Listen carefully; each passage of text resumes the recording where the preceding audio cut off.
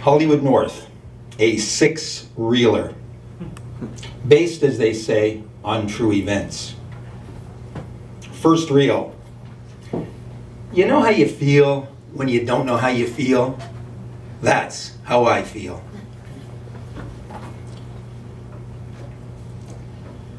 Jack Levin was the boy who found things. When he was 8, a meteorite. When he was 9, a message in a bottle. When he was 10, a gold ring. Jack made the front page of the Trent Record every time. Local boy finds meteorite in garden. Local boy finds tragic message in bottle. Local boy finds long lost wedding band. On school days, boiled eggs, toast soldiers, and the newspaper was my breakfast. And my mother kept watch to ensure I digested all. Don't forget, this is the same breakfast Thomas Edison's mother gave him, she'd say. Mr. Edison in regular rotation with Bell, Einstein, and Walt Disney. On weekends, it would be Rice Krispies in the paper, which happened to be the same breakfast Winston Churchill's mother gave him. Either way, Mom promised, you'll look back on this one day and thank me. I've never stopped looking back. It's the thank you that's been tough. My mother was like most mothers. She believed me to be a better person than I would ever know myself to be. The record stories were homegrown. Fires, Boy Scout profiles, fires, Pee-wee hockey, fires, death notices, fires. I skimmed the pages, bluffed interest with an intensity that swelled my mother's heart. Oh, I was good all right. She'd get downright soppy as she gushed to friends about her wonderful son and his passion for the world about him. So much like his dad, you have no idea.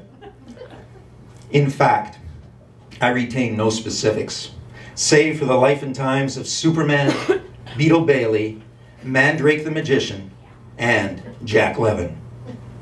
We were spiritual bookends, Jack and me. He found things. I wanted things. Quite the adventurer, isn't he? Mom observed from her post behind my right ear. It was Jack's debut, The Meteorite Story, 1958. Let me take this out of here, it'll be easier. I think. My mother said, you can tell even now he's going to be a somebody. My mother's endorsement of Jack should have had me running the other way. Her previous candidates for playmates had been from the village of the damned. I've seen him in school, I said, my enthusiasm contained. He's older, 2nd grade. You can learn a lot from older friends. Look at me and Dottie. Mom and Dottie Lang worked at the unemployment insurance offices. They would remain best friends until the day Dottie's body washed up on the rocks below dam number 1. Take note, among local pastimes, only hunting, fishing, and arson rank higher than drowning. My mother had her wrong, of course. Jack was already a somebody. From the first photo I saw of him, he struck me as heroic, as if he himself had grabbed the comet's tail, hopped aboard, and chiseled out his prize. It might have been his smile, a cryptic quirk suggestive of more daring feats to come. He was squatting, pointing to the spot where the meteorite had been discovered. Yet I would have bet you $1 million the photographer had tied him down to get that shot. Jack's unruly hair, a stirring glimpse of anarchy in a town torn between Brylcreem and Brushcut. Look for Rochester on your map, and Trenton is an inch straight up, and a barren speck of chronic self-deception on the north shore of Lake Ontario. The Trent River splits the town up the middle. 4 bridges span the gap, 2 for cars, 2 for rail. There used to be a footbridge, but it collapsed in '64, killing Jimmy Campbell's mom and her beagle. Jimmy himself was famously dead 8 years by then, his windpipe crushed by monkey bars. Hard luck family, those Campbells, or so you'd think. Besides outdoor enthusiasts and firebugs, Trenton is also popular with the British royal family. Queen Elizabeth has turned up a bunch of times. As a kid, I stood by the roadside and waved to her, and she waved back, though her hand never moved much, like she had a back scratcher up her sleeve. In 2010, Trenton had a serial killer, the commander of the nearby Air Force Base, no less, a colonel. The guy had even piloted the Queen's plane a few times, the Prime Minister's too. I'm not kidding, you can look it up. This serial killer didn't surprise me though. I only wondered what took so long. I have wondered the same about a lot thereabouts, from the dark shit that has come to pass to the dark shit that will. These days, the killer colonel pretty much sums up what most people know about Trenton, and this includes the people who live there. I don't hold it against them. Nobody knew much in my day either, and those who did weren't talking. I don't blame anyone. Hey, look how long it's taken me to open up. From the beginning of me, I sensed the town would be the end of me. I saw neither streets nor avenues, only dead ends and dead endings. While other kids made do with stamps and coins and baseball cards, I collected fears. The biggest was that my mother would die and leave me on my own. Not that orphanhood wasn't entirely without appeal. Rusty on Rin Tin Tin, Corky on Circus Boy, Joey on Fury, that mopey kid from A Dog of Flanders. Orphanhood was the best thing to ever have happened to them. I just didn't have it in me to commit. Maybe if I had a dog or a horse or a baby elephant.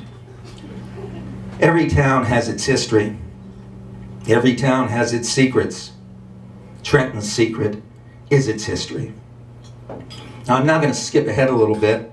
I'm going to give you a glimpse of where one of the secrets lies. Here our narrator Gus visits the dry cleaners. It was Jimmy Dodd of the Mickey Mouse Club who said, "Get to the bottom of your fears, Mouseketeers, and you'll come out on top of your fears." I took him at his word, especially Fridays, my sure press day. The dry cleaners had been creeping me out since self-awareness was a novelty.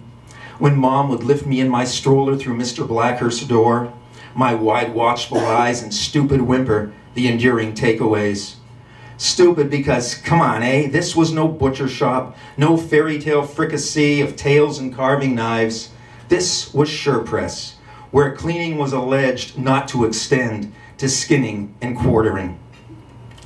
Little kids aren't deceived by the rational. Little kids see what's what. 1 foot in the world freshly departed, 1 foot in the world currently deployed. Kids can sniff out evil years before it is. Hercules had that 3-headed dog at the gates of Hades. Me, I had the sewing machine witch of King Street. Tailoring, alterations and repairs, professional seamstress. She toiled at her cubicle in the window, mantis-like and slate-faced, under bun and hairnet. Gassed in the war, they say, Mom often reminded, and tapped her throat for emphasis. Fried skin ridged the woman's neck, corrugated red from shadow of jaw to scoop of collarbone. The witch didn't need me to utter a word for me to heed the rhyme she'd spew, her V's and W's transposed in verse and curse. Even a man who is pure in heart and says his prayers by night can become a wolf when the wolfbane blooms and the autumn moon is bright. In time, I would find she spoke lilt-free, passion run through a ringer, like authors who give public readings in what they presuppose the voices inside their readers' heads to be. Narcoleptic and hungover. Still, that didn't make her any less threatening or complicit. Naturally, Mom took the witch at face value, presumed her to be the devoted wife and albatross of the kindly Mr. Blackhurst. She never could see the treachery that incubated within the everyday.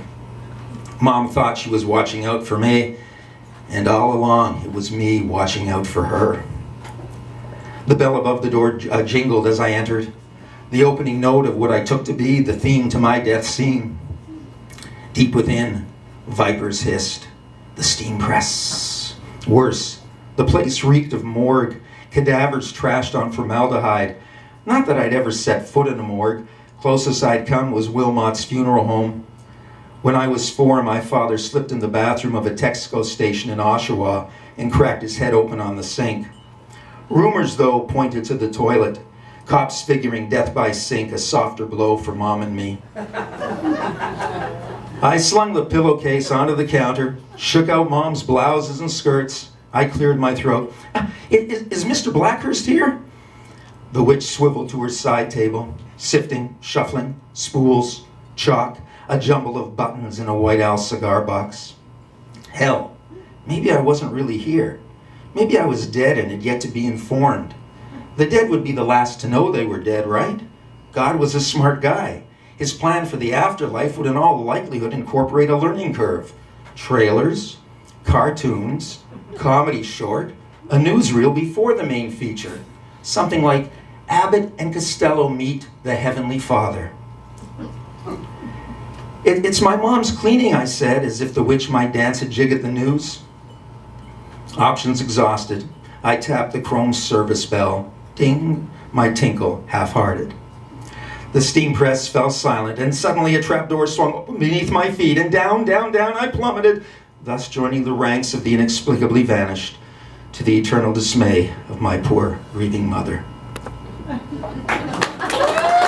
I'm not gonna, hold on. That was the doomsday scenario inside my head.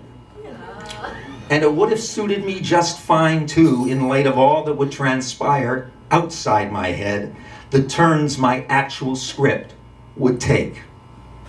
Voices trickled from the rear of the shop. Mr. Blackhurst and a woman, hushed, indistinct, like those whispers that erase your dreams. And finally, coming, coming. Mr. Blackhurst's accent was Sheriff of Nottingham snooty, marshmallows for tonsils, while the rest of him was mostly Friar Tuck. He emerged through the disembodied flanks of men's suits, my father's herringbone among them. My mother had left the suit unclaimed since Dad's accident, as if the woolen bait would one day precipitate his return to the living. But the ghost this day was not my father's. In the backlight of Mr. Blackhurst's broad wake, as if flickering across a movie screen, a woman, beautiful, her face framed by black fur, collar bunched at her throat, her lips and nails dragon lady red, and her purple eyes dead set on consuming me. She knew me, knew more about me than I knew about myself. A wisp within a wink, and the suits closed ranks about her. I angled for a second look, stammered an apology. I didn't know you were busy with somebody. I rose to my toes, peered beyond Mr. Blackhurst. Alas, my lad, I am occupied only with pleats and wrinkles, he said, and sorted through Mom's laundry. But that lady, his chuckle patronized. Oh, you'd be amazed at the wonders I imagine in the folds and creases of laundry. A trompe-l'oeil, my boy, bunnies and clouds. He handed me the ticket. Tell your mother, Tuesday. I know what I saw, I said. I know what I saw. Anytime after 3. He tendered his basket of lollipops. I grabbed and ran. 2 lousy yellows and a lousier orange. Nuts, eh? The crazy shit kids blow out of all proportions. My only refuge was my Bible. TV guide. The Mickey Mouse Club. Insanity and melodrama intersect as Jimmy helps Musketeer Gus cope with his fear of dry cleaning. Yeah, the crazy shit you look back on in adulthood, laugh your freaking head off over, your wife or girlfriend teasing you, till you don't find it so funny anymore. Thank you.